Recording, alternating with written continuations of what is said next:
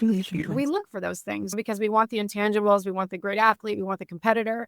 We want somebody with some passion and energy and hustling and people that, it's like anything else. Energy is contagious. So if you have good energy out there, you want that for your team. You want those people that can come in and be culture builders for you as well.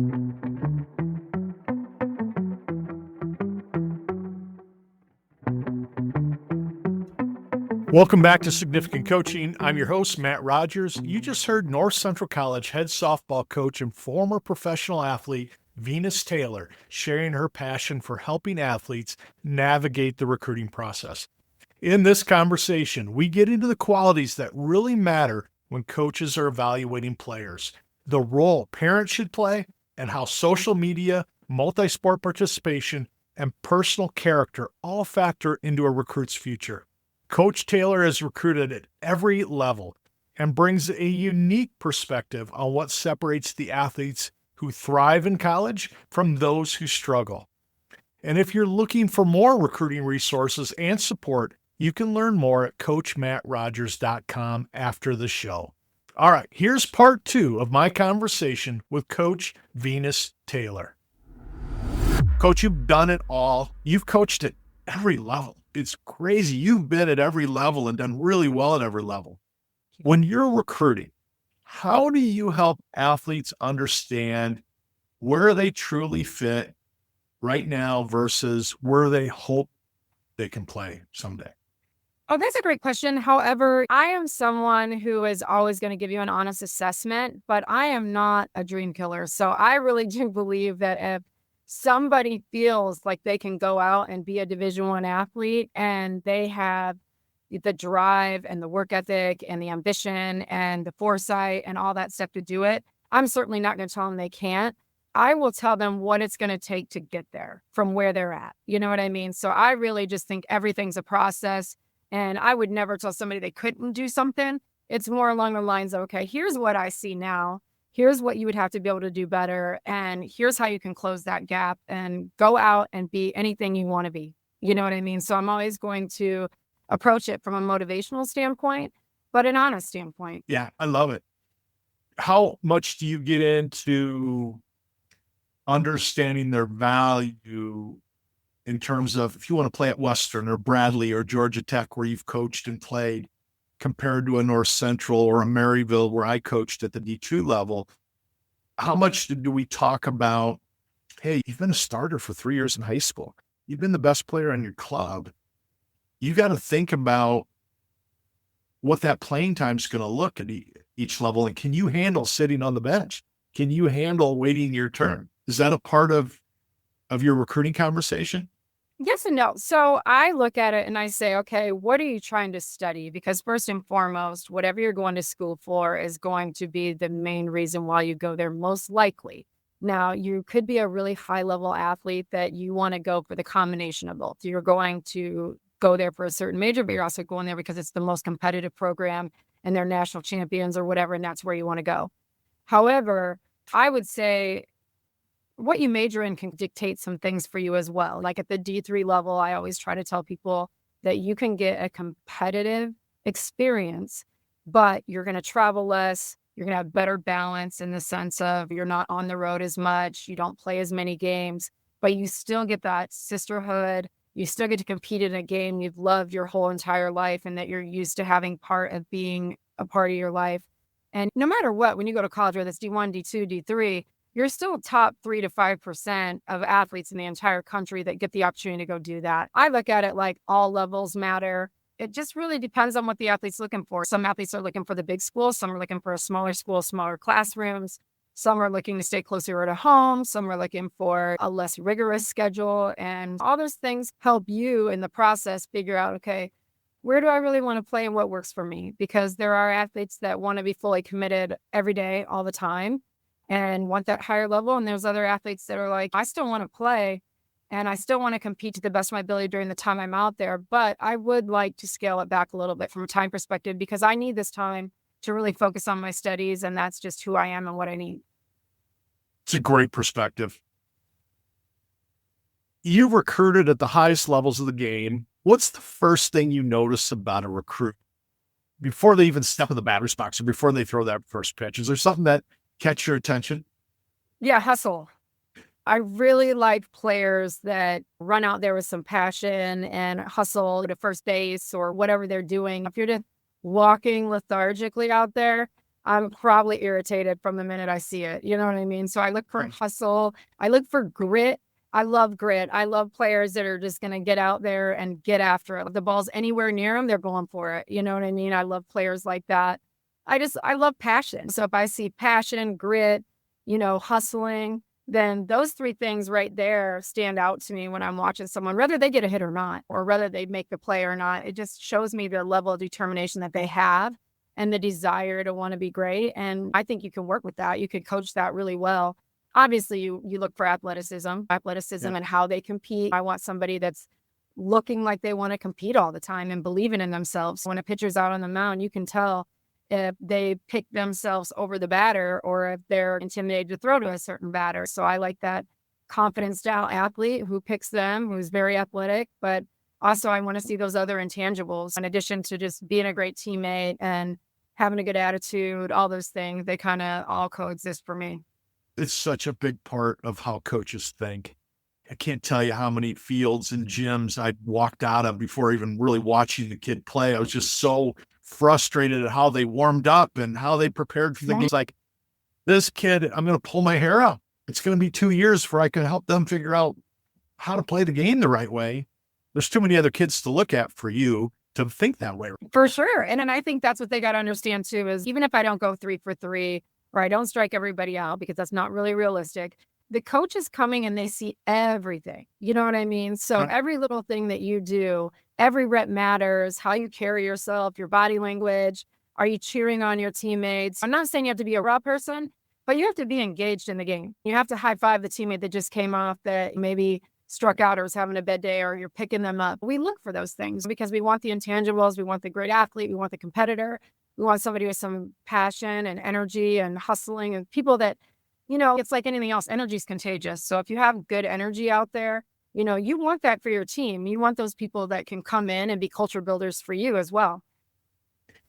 A great lesson for the young softball players out there that, yeah, flash is great. If you can hit a bomb and you can make that great play at third, but if the next 3 plays, you're not down in the stance, you're not ready, you don't take good swings every at bat, you're not creating an energy for your teammates and supporting them.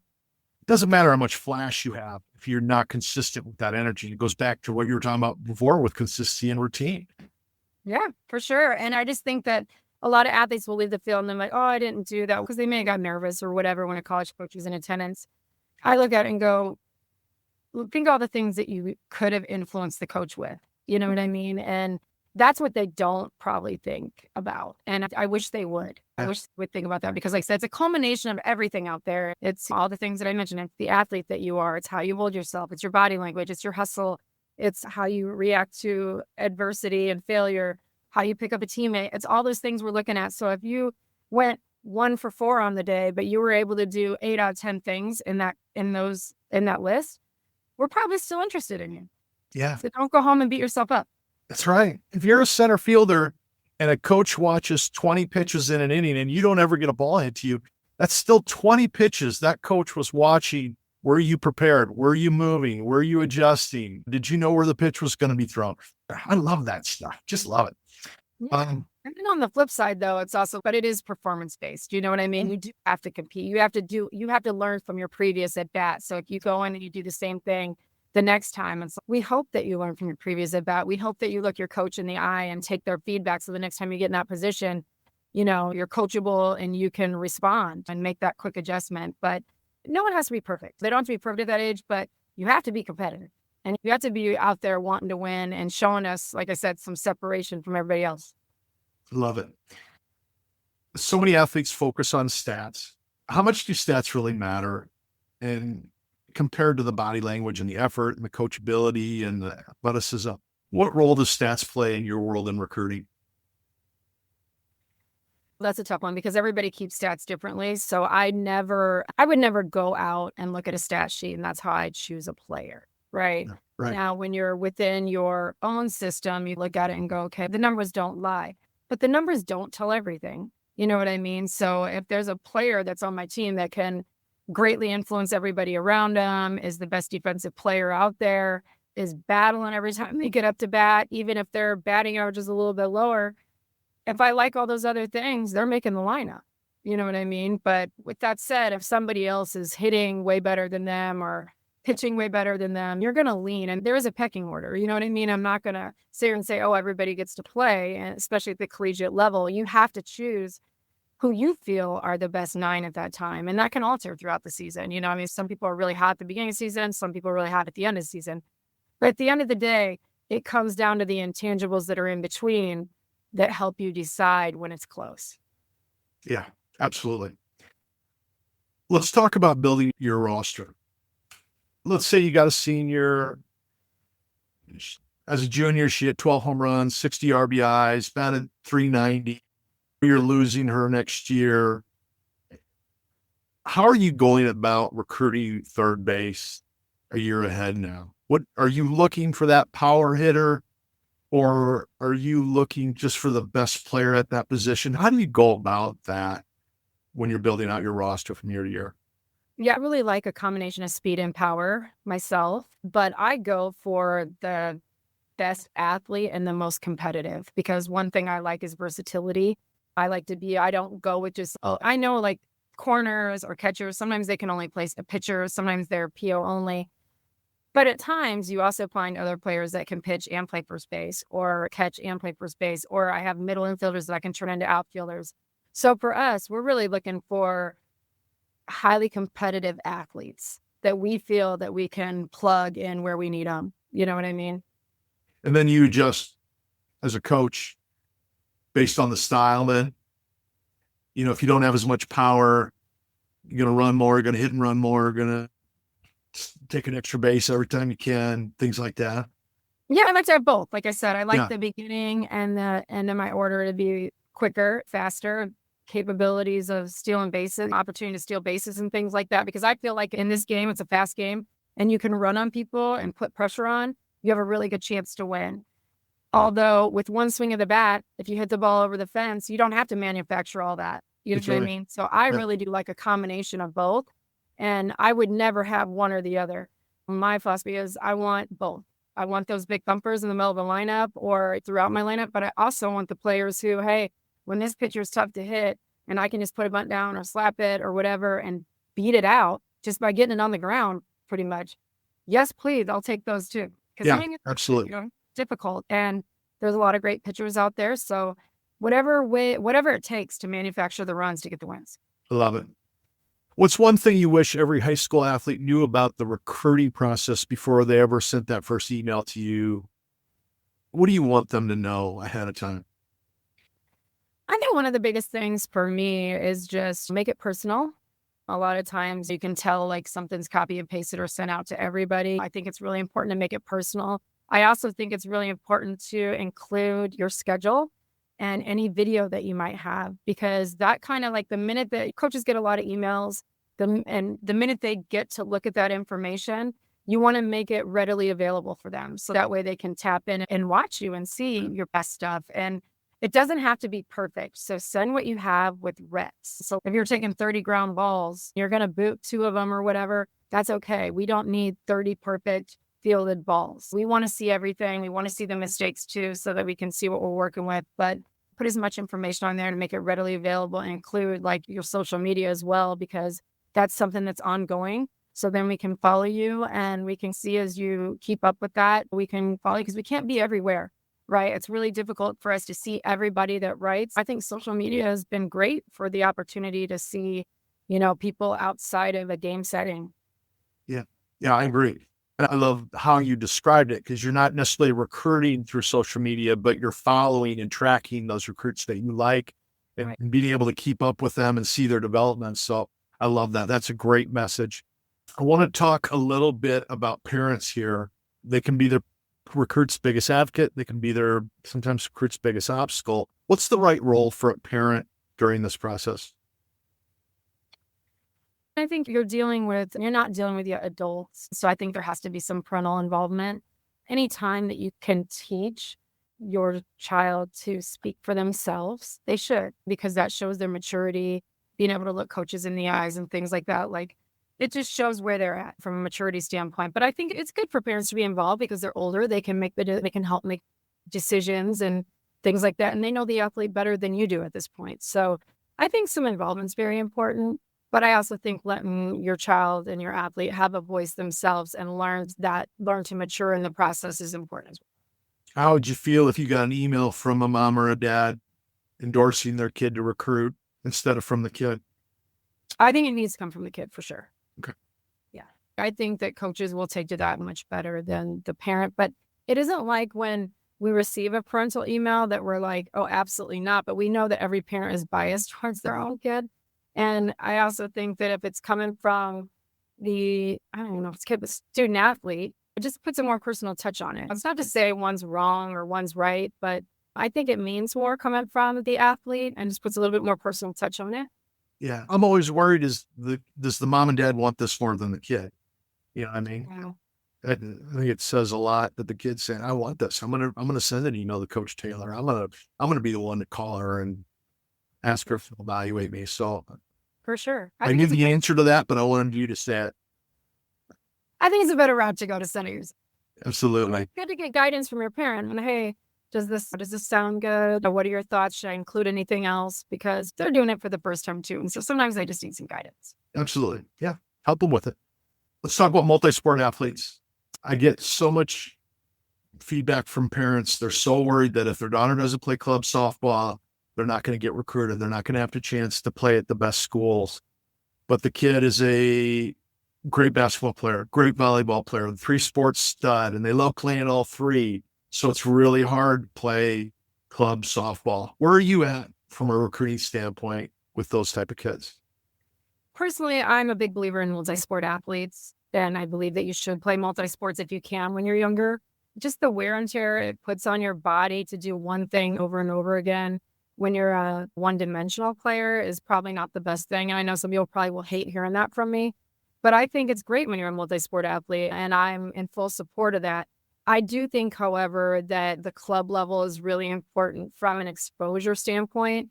I think, if anything, I see more of the other way around where people don't participate in high school, but they stay in club. But I think if you're willing to find the right club team that will work with you as a basketball player and you're also a standout basketball player, I think there's somebody out there that's going to work with you to be able to do that. You don't have to shut your dreams down and be one specific sport if you're not ready to.